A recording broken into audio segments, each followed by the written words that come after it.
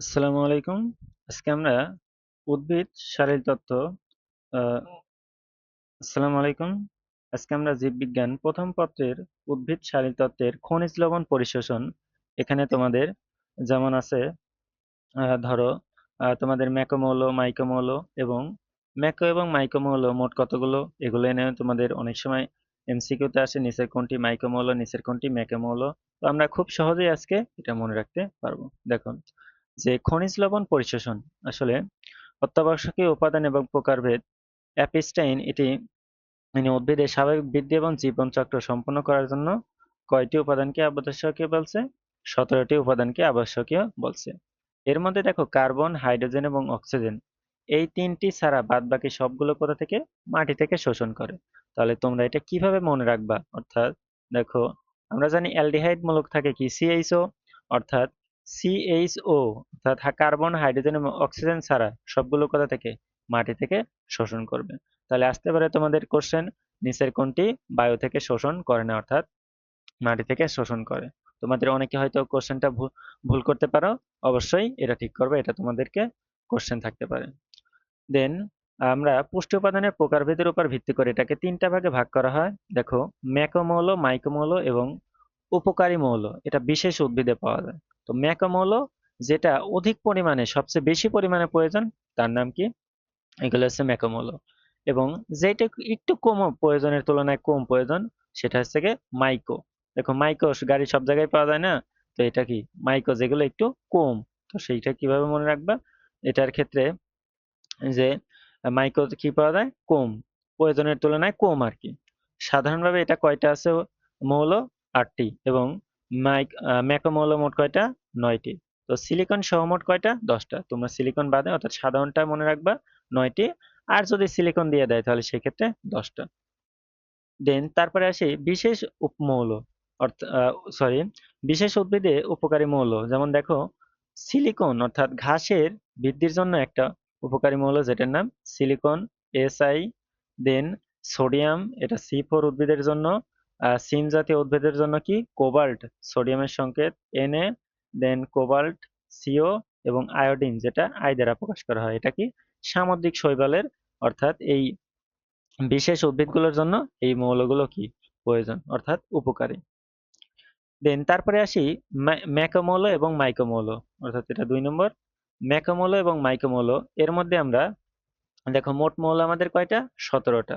তো ম্যাক্রোমৌলতে থাকবে কয়টা? 9টা। আর মাইক্রোমৌলতে কয়টা? 8টা। তাহলে 8 আর 9 17টা। তো আমরা এইটা কিভাবে খুব সহজে মনে রাখতে পারি?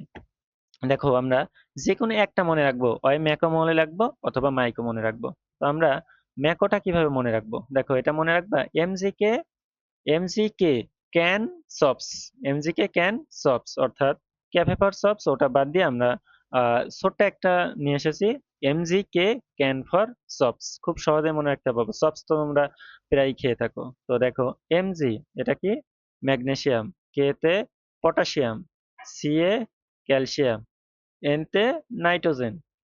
আর এটার প্রত্যেকটি উপাদান থাকবে হাই কার্বন, এইচতে হাইড্রোজেন, ওতে অক্সিজেন, পিতে ফসফরাস এবং এসতে সালফার। অর্থাৎ কি মনে রাখবে? ম্যাক্রোমৌল এমজিকে ক্যান সপস, এমজিকে ক্যান সপস। তো এইটার মাধ্যমে তোমরা কি ম্যাক্রোমৌলগুলো মনে রাখতে পারবা। তো এইগুলো বাদে জ আর যে 8টা মৌল আছে সবগুলো কোথায় থাকবে? মাইক্রোমৌলতে থাকবে। তবে এটারও আমরা মনে রাখার জন্য একটা শর্ট ট্রিক্স রাখছি। ম্যাঙ্গো মামা কুলির বোতল নিয়ে কি করলো? কুয়ায় ফেলে দিল যেন। এখন কিভাবে মনে রাখবা? ম্যাঙ্গো এটা মনে রাখবে Mn, মামা এটা মনে রাখবা মলিবডেনাম, কুলি অর্থাৎ সিউ কপার, বোতল এটা মনে রাখবে বোরন দ্বারা। তারপরে আছে কি নিয়ে, দেখো নিকেল আছে, তাহলে নিকেল। কুয়া অর্থাৎ নাই। দেন কুয়ার ভিতরে ফেলা দিয়েছে, তাহলে কুয়া যেটা আছে এটা হচ্ছে মনে রাখবা ক্লোরিন। দেন ফেলে দিল এটা কি আয়রন। এবং জেনো এটা কি জিঙ্ক। তো তবে একটা জিনিস একটু মনে রাখবা যে আয়রন আগে ম্যাক্রোমৌলের মধ্যে অন্তর্ভুক্ত ছিল, বাট এখন কি ম্যাক্রোমৌলের ভিতর অন্তর্ভুক্ত নেই। এটা কোথায় আছে? এটা মাইক্রোমৌলের ভিতর অন্তর্ভুক্ত। তবে এটা তোমরা যে কোনো একটা মনে রাখবা, অর্থাৎ ম্যাক্রোমৌল অথবা মাইক্রোমৌল মনে রাখবা, দেখবে খুব সহজেই এখান থেকে এমসিকিউ পারবা। দেন তারপরে আসি লবণ পরিশোষণের রূপ এবং অঙ্গ, অর্থাৎ কি কোন কোন অঙ্গের মাধ্যমে শোষণ হতে পারে। উদ্ভিদ কখনো কখনো কি কখনোই কি কঠিন পদার্থ হিসেবে শোষণ করতে পারে না। এরা কি করবে? অ্যানায়ন অথবা ক্যাটায়ন হিসাবে শোষণ করবে। এই যে দেখো, অ্যানায়ন অথবা ক্যাটায়ন অথবা অ্যানায়ন হিসাবে আলাদা আলাদা থাকে। উদ্ভিদ এগুলো কি করে? আয়ন হিসাবে শোষণ করে। তোমাদের আসবে যে উদ্ভিদ লবণগুলো কোন প্রক্রিয়ায় শোষণ করে?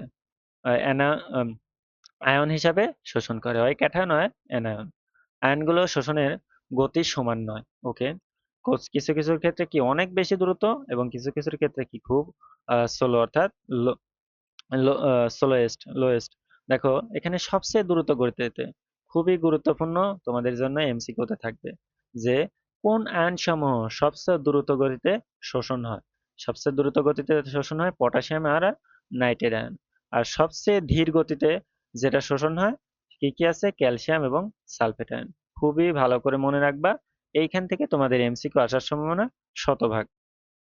দেন তারপরে পরিশেষণের অঙ্গ, স্থলের উদ্ভিদ আর কি আছে? নিমজ্জিত জলজ উদ্ভিদ। তো স্থলের উদ্ভিদ এরা কি করে? মূলের অগ্রভাগের কোষ বিভাজনের অঞ্চলে নবগঠিত কোষসমূহ সবচেয়ে বেশি কি থাকে? কার্যকর মূলরম দিয়ে কিছুটা কি করে? শোষণ করে।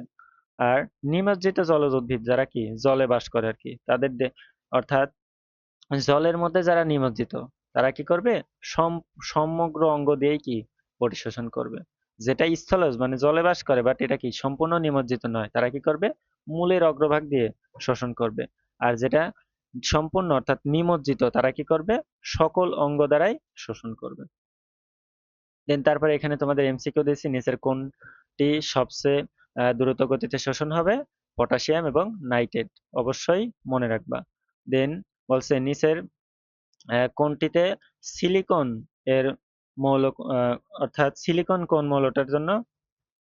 ঘাস উদ্ভিদের জন্য সিলিকন কোন ধরনের মৌল? ঘাস উদ্ভিদের জন্য সিলিকন কি, ওই যে বলছিলাম যে ম্যাক্রোমৌল 9টা, বাট যখন ঘাস যুক্ত সিলিকন যুক্ত হবে তখন কয়টা হবে? 10টা। তার মানে ঘাস উদ্ভিদের জন্য সিলিকন মৌল এটা ম্যাক্রোমৌল।